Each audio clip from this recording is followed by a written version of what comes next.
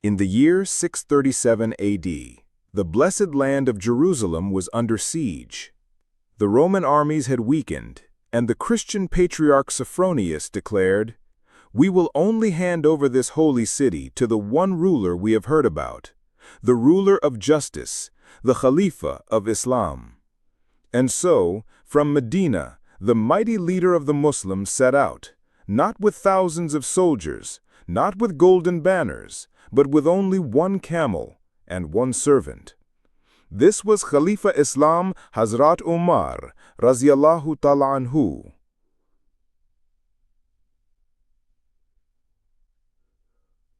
On the long journey, they shared the camel. Half the way the servant would ride, and Hazrat Umar, Razi Allah Tala Anho, would walk. And by the decree of Allah, when they reached the gates of Jerusalem, it was the servant's turn to ride, and the ruler of the entire Muslim world was walking barefoot, holding the rope of the camel. The people of Jerusalem gasped in shock. They whispered to each other, "Is this the man who defeated the Roman Empire? Is this the leader who commands armies across the world? Look at him. No guards, no crowns, no armor. He walks humbly like the poorest among us." Patriarch Sophronius trembled and said to his people, "By God, these are the very signs written in our scriptures.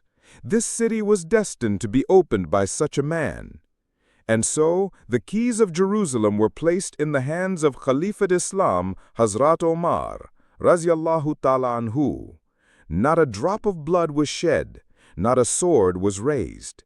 The conqueror entered the city not as a tyrant, but as a servant of Allah.